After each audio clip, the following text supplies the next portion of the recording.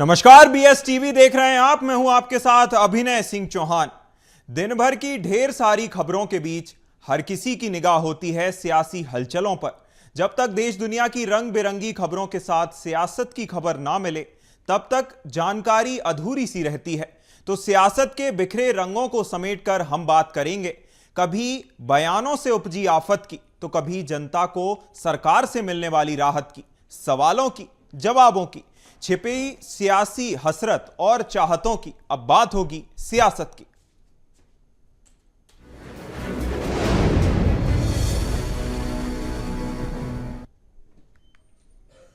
मध्य प्रदेश में युवाओं को रोजगार देने के लिए मोहन सरकार ने बड़ा कदम उठाया है। मध्य प्रदेश सरकार अब प्रदेश के युवाओं को सेना, पुलिस और पैरामिलिट्री की ट्रेनिंग भी देगी। इससे प्रदेश में रोजगार के अवसर बढ़ेंगे, साथ ही युवाओं में फिजिकल फिटनेस और अनुशासन को बढ़ावा मिलेगा। देखिए खास रिपोर्ट। की पार्थ योजना, सरकार युवाओं को देगी ट्रेनिंग, सेना, पुलिस, पैरामिलिट्री में मिलेगा मौका, एमपीवाईपी अभियान से मिलेगी मदद, रोजगार के लिए सरकार का बड़ा कदम। मुख्यमंत्री डॉक्टर मोहन यादव ने भोपाल में पार्थ योजना यानी police army recruitment training and हुनर योजना का शुभारंभ किया। योजना के बारे में खेल मंत्री विश्वास सारंग ने जानकारी देते हुए बताया कि इस योजना से प्रदेश के युवाओं को भारतीय सेना, पुलिस, पैरामिलिट्री आदि में रोजगार के लिए अवसर प्रदान करने के लिए भर्ती पूर्व ट्रेनिंग दी जाएगी। खेल विभाग की संभाग स्तरीय अधोसंरचना में युवाओं को प्रशिक्षण मिल सकेगा। टीटी नगर स्टेडियम में 28वां राज्य स्तरीय युवा उत्सव का समापन हुआ, जिसके समापन के अवसर पर मुख्यमंत्री डॉक्टर मोहन यादव शामिल हुए। इस दौरान मुख्यमंत्री खेल विभाग की पार्थ योजना और एमपीवाईपी मध्य प्रदेश युवा प्रेरक अभियान का शुभारंभ किया। प्रदेश के युवाओं को प्रधानमंत्री नरेंद्र मोदी के विजन विकसित भारत 2047 से जोड़ने के लिए प्रयास किए जा रहे हैं। जिला स्तर पर 18 से 26 दिसंबर 2024 तक 10,500 प्रतिभागियों के साथ और संभाग स्तर पर 3 से 5 जनवरी 2025 तक 1700 प्रतिभागियों के साथ किया गया। राज्य स्तरीय युवा उत्सव का शुभारंभ 6 जनवरी 2025 को हुआ। इसमें 10 संभागों के लगभग 350 प्रतिभागी 7 विधाओं में सहभागिता की। 2 दिन के अंदर हमने इस योजना की पूरी रूपरेखा बनाई और जिस प्रकार से इस कार्यक्रम का आयोजन हुआ है, मुझे बहुत उम्मीद है कि मध्य प्रदेश ये 2 दिन 11 और 12 तारीख को देश के युवा उत्सव में मध्य प्रदेश के नाम ये 2 दिन रहेंगे। मैं आप सबको बहुत शुभकामनाएं देता हूं और इस कटिबद्धता के साथ कि मध्य प्रदेश का खेल और युवा कल्याण विभाग मध्य प्रदेश के नवनिर्माण में ये हमारी जो ताकत है, जो माननीय प्रधानमंत्री जी ने ज्ञान की बात की है, गरीब, युवा, अन्नदाता और नारी, इन सबके कल्याण में मध्य प्रदेश का युवा लगेगा और हमारा खेल विभाग उसमें नोडल विभाग के रूप में इन सबको पूरी तन्मयता के साथ इस समाज के निर्माण में, इस राष्ट्र के निर्माण में आगे लगाएगा। टीटी नगर स्टेडियम में युवा उत्सव आयोजित हुआ। इसमें 7 विधा की प्रतियोगिताएं हुई। इन विधाओं में समूह लोक गीत, समूह लोक गायन, पेंटिंग, भाषण, विज्ञान मेला, कहानी लेखन और कविता लेखन शामिल है। प्रदेश के 10 संभाग से 350 प्रतिभागी 15 से 29 की आयु वर्ग के इन प्रतियोगिताओं में शामिल हुए। राज्य स्तरीय युवा उत्सव के विजेता 10 से 12 जनवरी को राष्ट्रीय युवा उत्सव में शामिल होंगे। 12 जनवरी को चयनित टीम नई दिल्ली में राष्ट्रीय युवा उत्सव में प्रधानमंत्री नरेंद्र मोदी के सामने अपनी प्रतिभा का प्रदर्शन करेंगी। खेल विभाग द्वारा प्रदेश के सभी युवाओं को एक प्लेटफॉर्म पर जोड़ने के लिए एमपीवाईपी पोर्टल तैयार किया जा रहा है। इसका उद्देश्य युवाओं को कौशल विकास, करियर मार्गदर्शन और रोजगार के अवसरों से जोड़ना है। यह प्लेटफॉर्म प्रदेश के सभी युवाओं के लिए एक ऐसा मंच प्रदान करेगा जहां युवा अपनी प्रतिभा को निखार कर अपने भविष्य को उज्जवल बना सकेंगे। युवा प्रेरक अभियान में गरीब युवा, अन्नदाता और नारी के कल्याण में प्रेरक युवाओं का योगदान विकसित भारत के निर्माण में महत्वपूर्ण भूमिका निभाएगा। युवा प्रेरक अभियान उन सशक्त और समृद्ध युवाओं को एक मंच प्रदान करेगा जो समाज को प्रेरित कर सकते हैं। खेल के दृष्टि से खेल के साथ साथ युवाओं को लेकर जो आपने जिले, संभाग और धीरे धीरे करके अलग अलग विधाओं के युवा प्रतिभाओं को ला करके जो उनका प्रकटीकरण कराने का प्रयास किया है, जैसे एक चावल से पूरी बर्तन का चावल समझ में आ जाता है। हमने 2 विधा और 2 विधा नीचे देखी, दोनों विधाओं के और 2 नीचे प्रकार की जो आपने अपने युवाओं का सिलेक्शन किया, वाकई में बधाई देना चाहता हूं अपने मन से। बाबा महाकाल हमारी सभी प्रतिभाओं पर इसी प्रकार की कृपा करें। राज्य स्तरीय युवा सम्मान समारोह में युवा महोत्सव के शुभारंभ में यद्यपि स्वामी विवेकानंद ने हमारे युवा नेतृत्व की उस परिकल्पना का एक साकार रूप का प्रकटीकरण गुलामी के काल में भी किया था और कई ध्येय वाक्य बनकर उनके मुखारविंद से निकले थे, जब वो कहते हैं उठो जागो और तब तक चलते रहो जब तक लक्ष्य प्राप्त नहीं कर लो। ये एक तरह से अमृत वाक्य है जो सबके जीवन में समान रूप से काम आता है। मेरी अपनी ओर से पुनः आपका जीवन इसी प्रकार से उत्कर्ष धारण करता रहे। खेल विभाग का रोजगार पर फोकस। मध्य प्रदेश बनेगा सोल्जर हब। मध्य प्रदेश में रोजगार सृजन, बेरोजगारी पर प्रहार। युवाओं में फिटनेस, अनुशासन को मिलेगा बढ़ावा। सरकार ने तिरंगा यात्रा और संविधान दिवस पदयात्रा के जरिए युवाओं को जोड़ा। 12 अगस्त 2024 को तिरंगा यात्रा और 26 नवंबर 2024 को खेल विभाग के बैनर तले युवाओं की विशाल यात्रा निकाली गई। इसमें प्रदेश के 5 लाख से अधिक युवा शामिल हुए।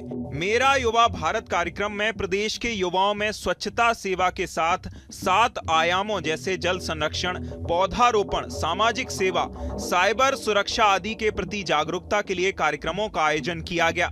मध्य प्रदेश का खेल विभाग पहली बार रोजगार से जुड़ी योजनाओं का संचालन कर युवाओं को हर सेक्टर में अवसर प्रदान करने जा रहा है। BSTV के लिए भोपाल से मनोज राठौर की रिपोर्ट। छत्तीसगढ़ में पिछले 6 महीने से कांग्रेस के संगठन विस्तार को लेकर चर्चाएं हो रही हैं, पर अब तक कोई फैसला नहीं हो पाया है। दीपक बैज 2 बार दिल्ली दौरे पर भी गए, कांग्रेस के वरिष्ठ नेताओं से मुलाकात भी की, लेकिन इन तमाम प्रयासों के बाद भी परिणाम नहीं मिल पा रहे हैं। आखिर क्यों कांग्रेस अपनी नई टीम नहीं बना पा रही? कांग्रेस के सामने क्या कुछ चुनौतियां हैं, समझिए हमारी इस खास रिपोर्ट से। छत्तीसगढ़ कांग्रेस में बदलाव। बीते 6 महीने से PCC चीफ नई टीम की कर रहे हैं तैयारी।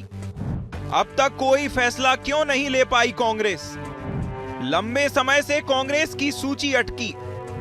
125 सचिव के साथ 307 ब्लॉक अध्यक्ष के होने हैं बदलाव। 38 जिलाध्यक्षों को कब तक बदला जाएगा? 12 जुलाई 2023 से दीपक बैज हैं PCC चीफ। 1.5 साल में नहीं कर पाए संगठन में बदलाव। AICC के वरिष्ठ नेताओं से संगठन बदलाव पर की चर्चा का नहीं दिखा असर। संगठन में 80% युवाओं को मिल सकता है मौका। आखिर कब तक होगा संगठन विस्तार?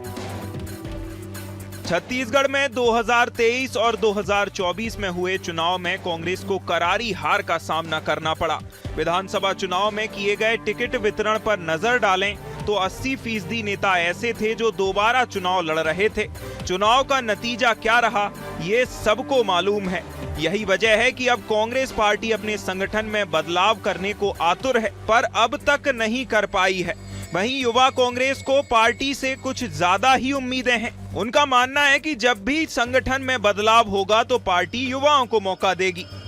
कांग्रेस पार्टी वो पार्टी है जहां पर ज़्यादा युवाओं को मौका दिया जाता है। कांग्रेस पार्टी वो पार्टी है जहां पर ज़्यादा युवाओं को, चाहे विधानसभा को टिकटों की बात हो चाहे संगठन की बात हो, अवसर दिया जाता है। तो यही सब प्रक्रिया हुई है और मुझे भरोसा है कि 100% कांग्रेस पार्टी में भरोसा है कि मुझे पता है कांग्रेस पार्टी में ज़्यादा युवाओं को मौका मिलेगा। कांग्रेस ऐसे पदों को जल्द खाली करना चाहती है जो संगठन में लंबे समय से बने हुए हैं। कई ऐसी जगह हैं जहां नेताओं के बीच सामंजस्य नहीं बन पा रहा है। दूसरी ओर पार्टी घर वापसी करने वाले पुराने नेताओं के इंतजार में है। यही वजह है कि इतना लंबा इंतजार करना पड़ रहा है। वहीं कांग्रेस संचार विभाग के अध्यक्ष का कहना है कि संगठन विस्तार पर लंबे समय से मंथन चल रहा है। 10 तारीख के बाद बैठक होगी और नए चेहरों को उजागर किया जाएगा। सांगठनिक प्रक्रिया के लिए नेताओं से चर्चा करके पीसीसी अध्यक्ष जी ने दिल्ली में अपनी सूची सौंप दी है। चूंकि 3 तारीख तक कांग्रेस का सांगठनिक कार्य नहीं चल रहा था एआईसीसी में, कभी भी सूची आ सकती है। एक तरफ कांग्रेस नई नियुक्तियों के लिए संघर्ष कर रही है, वहीं पूर्व मंत्री शिव डहरिया का कहना है कि हमारा संगठन चुनाव हो चुका है। जिला अध्यक्ष और ब्लॉक अध्यक्ष की नियुक्ति संगठन चुनाव के हिसाब से हुई है। कुछ पदों पर बदलाव होने हैं जिसे पूरा कर लिया जाएगा। हमारे सभी जिला अध्यक्ष, ब्लॉक अध्यक्षों की नियुक्ति संगठन के चुनाव के हिसाब से हुआ है और उनका कार्यकाल खत्म हो चुका है। हमारी पार्टी के संगठन का कार्यकाल अभी बचा हुआ है। नगरीय निकाय चुनाव नजदीक हैं, ऐसे में राजनीतिक पार्टियों को संगठनात्मक बदलाव का फायदा मिलता है। यही वजह है कि कांग्रेस भी संगठन में बदलाव करना चाहती है। अब देखना होगा कि क्या नगरीय निकाय और पंचायत चुनाव से पहले कांग्रेस अपने संगठन में बदलाव कर पाती है या नहीं। रायपुर से BS टीवी के लिए संवाददाता करिश्मा सोनी की रिपोर्ट। मध्य प्रदेश में शहर और गांव के नाम पर सियासत शुरू हो गई है। कई गांव के नाम बदले जा चुके हैं। मुख्यमंत्री डॉक्टर मोहन यादव द्वारा हाल ही में उज्जैन जिले के 3 गांव के नाम बदलने के बाद अब उज्जैन के साधु संतों ने महाकाल मंदिर से लगे इलाकों के नाम बदलने की मांग जोर शोर से उठानी शुरू कर दी है। देखिए खास रिपोर्ट।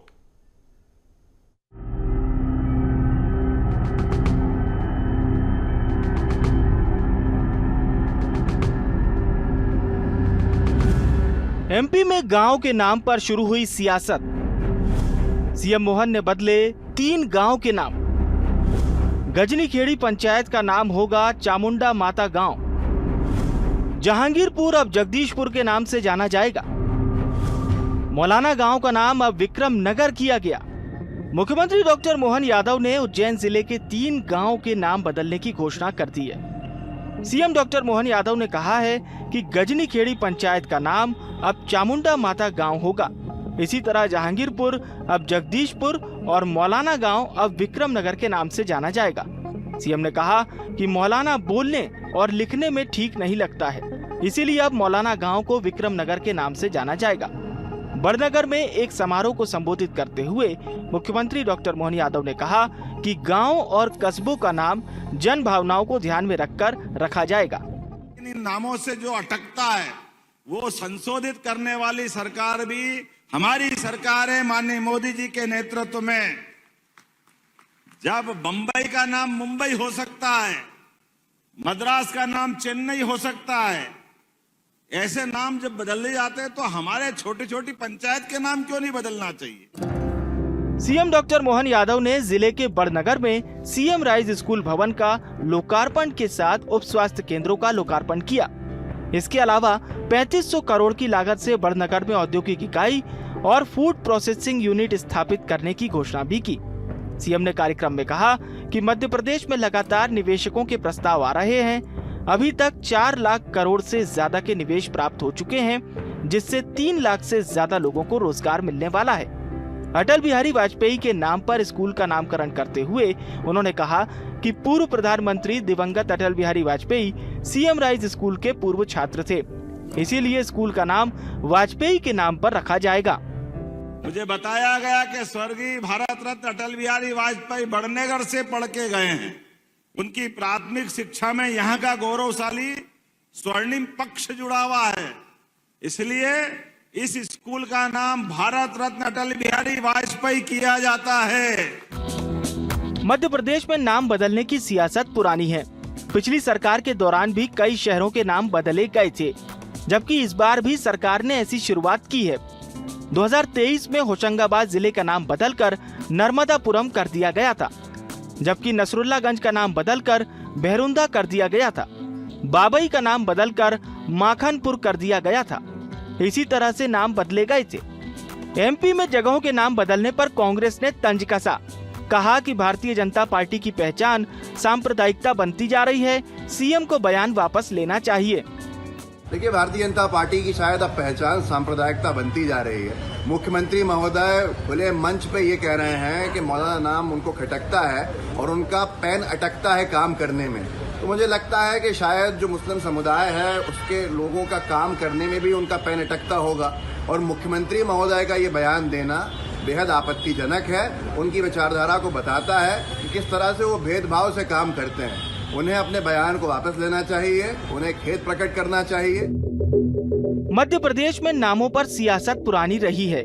जहां उज्जैन के 3 गांवों के नाम बदलने से आग में घी डालने का काम हुआ है, जिसके बाद से ही लगातार सियासत देखी जा रही है। नाम परिवर्तन की मांग सबसे ज्यादा भोपाल और रायसेन जिलों से सामने आई है। भोपाल के 12, रायसेन के 12, उज्जैन के 5, विदिशा के 3, सीहोर के 4 और मंदसौर के 4 स्थानों के नाम बदलने की मांग सबसे तेज है। इसी तर्ज पर अब भोपाल का नाम भोजपाल करने की मांग भी लंबे समय से जारी है। BSTV के लिए भोपाल से रंजन भगत की रिपोर्ट। मध्य प्रदेश भाजपा संगठन की पहचान हर मामले में आगे रहने की है, लेकिन इस बार MP भाजपा जिला अध्यक्षों के नामों के ऐलान करने में छत्तीसगढ़ और हिमाचल प्रदेश से पिछड़ गई है। दिग्गजों को दिल्ली बुलाया गया और अब नेताओं की नाराजगी को दूर करने के बाद जल्द पहली सूची जारी करने की बात कही जा रही है। देखिए खास रिपोर्ट। मध्य प्रदेश बीजेपी के संगठन चुनाव में इस बार सबसे ज्यादा खींचतान देखी जा रही है। बूथ और मंडल स्तर के चुनाव के बाद बीजेपी की गाड़ी अब जिला अध्यक्ष पर आकर रुक गई है। जिला अध्यक्ष को लेकर प्रदेश स्तर पर रायशुमारी पूरी हो गई। सभी 62 जिला अध्यक्षों के नामों का पैनल केंद्रीय नेतृत्व के पास पहुंच चुका है। इसके बावजूद नेताओं के बीच मची खींचतान की वजह अभी भी जारी है। उसके कारण सूची जारी नहीं हो पा रही है। बीजेपी संगठन की कोशिश है कि स्थानीय स्तर पर सभी को संतुष्ट किया जाए, किसी तरह की नाराजगी नहीं होनी चाहिए। अपने अपने नाम को लेकर दिग्गज नेता लॉबिंग कर रहे हैं। पार्टी युवाओं को ज्यादा से ज्यादा मौका दे रही है, लेकिन दिग्गजों की नाराजगी पर मंथन चल रहा है। करीब 30 नाम ऐसे हैं जो लगभग फाइनल है। इसके अलावा बाकी के नामों पर भी सहमति बनाई जा रही है। कुछ ऐसे जिले भी हैं जहां पर केंद्रीय नेतृत्व नेताओं से बातचीत कर आम सहमति बना रहा है। चलिए अब जानते हैं कि आखिर लगभग कौन से नाम फाइनल हैं। रीवा से वीरेंद्र गुप्ता का नाम लगभग तय हो चुका है। उज्जैन से संजय अग्रवाल का नाम। इसके अलावा अशोकनगर से आलोक तिवारी, छिंदवाड़ा से टीकाराम चंद्रवंशी, दतिया से दीपेंद्र गोस्वामी, अनूपपुर से प्रेम यादव का नाम चल रहा है। ग्वालियर ग्रामीण से प्रेम सिंह राजपूत, झाबुआ से भानु भूरिया, इंदौर से सुमित त्रिवेदी, धार से मनोज सोमानी का नाम सबसे आगे है। इसके अलावा बालाघाट से रामकिशोर कांवरे, सिवनी से आलोक दुबे का नाम लगभग फाइनल हो चुका है। वहीं बीजेपी प्रवक्ता मिलन भार्गव का सूची को लेकर कहना है कि संगठन चुनाव की प्रक्रिया चल रही है। बूथ और मंडल स्तर के चुनाव संपन्न होने के बाद अब जिला अध्यक्षों के नामों का ऐलान कभी भी हो सकता है। देखिए, भारतीय जनता पार्टी में ये संगठन की परंपरा है। हमारे यहाँ समन्वय भी होता है, विमर्श भी होता है। उसके बाद सारे कार्यकर्ताओं की अपेक्षाओं के अनुरूप, उनकी भावनाओं के अनुरूप निर्णय लिए जाते हैं और कहीं कुछ अटका नहीं है। समय पे सब होगा। हमारे यहाँ निरंतर कार्य चलता है और देखिए जल्द जिस प्रकार से इतने बड़े संगठन में आप देखिए कि 1000 से ऊपर मंडल अध्यक्षों की नियुक्ति हो गई। कहीं कोई बात उठी? बहुत समन्वय और सार्थकता के साथ निर्णय होते हैं हमारे यहाँ, और ये निर्णय भी बहुत समन्वय और सार्थकता के साथ जल्द आपके सामने होंगे। अब खास बात यह कि हरदा, कटनी, रायसेन में अध्यक्ष रिपीट हो सकते हैं। हालांकि बड़े जिलों के नामों को लेकर कश्मकश की स्थिति बनी हुई है। इंदौर में मौजूदा जिला अध्यक्ष गौरव रणदीवे के रिपीट होने की पूरी संभावना है, उस पर भी सवाल खड़े हो रहे हैं। इसी तरह की स्थिति ग्वालियर, भोपाल, जबलपुर, सागर जिलों की बनी है। ग्वालियर में पेश ज्योतिरादित्य सिंधिया और नरेंद्र सिंह तोमर के खेमों के बीच फंसा है। जिला अध्यक्षों की सूची 2 से 3 हिस्सों में आ सकती है। पहली सूची में 35 से 40 जिलों के अध्यक्षों के नाम घोषित होने की संभावना है। जिन जिलों में अभी सहमति नहीं बन पाई, उनके नामों पर दोबारा मंथन के बाद दूसरी सूची में जारी किया जा सकता है। चलिए अब आपको बताते हैं जिलों में महिलाओं के नाम की हिट लिस्ट। इंदौर से दिव्या गुप्ता, भोपाल से वंदना जाचक, बैतूल से रश्मि साहू, दतिया से मीनाक्षी कटारे, रजनी रावत, मुरैना से मधु दंडोतिया, राजगढ़ से नीलम सक्सेना, बड़वानी से अंजना पटेल, धार से कुसुम सोलंकी, देवास से माया पटेल, मंदसौर से प्रियंका गोस्वामी, नीमच से हेमलता धाकड़, छिंदवाड़ा से गरिमा दामोदर, नरसिंहपुर से बीना ओसवाल, सिवनी से नीता पटेरिया, मंडला से शशि पटेल, शहडोल से अनीता चाबरा, सीधी से पूनम सोनी, रीवा से विभा पटेल, पन्ना से मीना राजे, दमोह से कविता राय, टीकमगढ़ से सरोज राजपूत, श्योपुर से सरोज तोमर, शिवपुरी से सीमा शिवहरे। कांग्रेस ने बीजेपी की जिला अध्यक्षों की सूची पर तंज कसा है। प्रदेश कांग्रेस के प्रवक्ता हैं भूपेंद्र गुप्ता।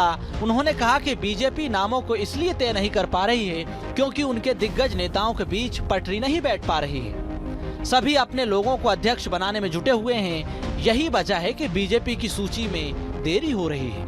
वहाँ की पर्चियां आई, भोपाल आ गई, अब भोपाल से दिल्ली जा रही, फिर दिल्ली से भोपाल आएंगी। ये जो है ये एक चुनाव का जो स्वांग हो रहा है भारतीय जनता पार्टी में, यही उनका जो है ये नाम है लोकतंत्र। और लोकतंत्र के नाम पर ये ढोकतंत्र चल रहा है। ढोकतंत्र जिसने ढोक दी उसको पर्ची पकड़ा दी। तो ये काम चल रहा है बीजेपी में। हो पाएगी आज घोषणा के नहीं हो पाएगी, भगवान मालिक है। अभी संघर्ष तो तगड़ा है, ज्वालामुखी जो है सुलग रहा है, फट पड़ेगा कभी भी। फिलहाल जिला अध्यक्ष बनने के लिए कई सीनियर नेता भी जोर लगा रहे हैं। इनमें पूर्व संभागीय संगठन मंत्री, पूर्व कैबिनेट मंत्री, दर्जा प्राप्त नेता, मौजूदा प्रदेश पदाधिकारी भी जिला अध्यक्ष के लिए सक्रिय हैं। बड़े नेता अपने समर्थकों को जिला अध्यक्ष बनवाने या फिर दूसरा कार्यकाल दिलाने के लिए भी सक्रिय हैं। इस वजह से कुछ जिलों में विवाद की स्थिति बन गई। जल्द जिला अध्यक्षों के ऐलान के बाद प्रदेश अध्यक्ष चुनाव के लिए केंद्रीय निर्वाचन अधिकारी धर्मेंद्र प्रधान 10 से 15 जनवरी के बीच भोपाल आ सकते हैं। मनोज राठौर, BSTV भोपाल। मध्य प्रदेश की सियासत में कुछ नेताओं के लिए पतझड़ का दौर शुरू हुआ है। ये ना तो कयास हैं, ना अनुमान है, ना ही पूर्वानुमान है। एक तरफ जहां कांग्रेस की एक वर्चुअल बैठक के बाद दो वरिष्ठ नेताओं कमलनाथ और दिग्विजय सिंह की नाराजगी की खबरें सामने आई, दूसरी ओर भाजपा के संगठन चुनाव अंतर्गत जिला अध्यक्षों की लिस्ट में देरी को लेकर भी कई अटकलें लगाई जा रही हैं। देखिए खास रिपोर्ट।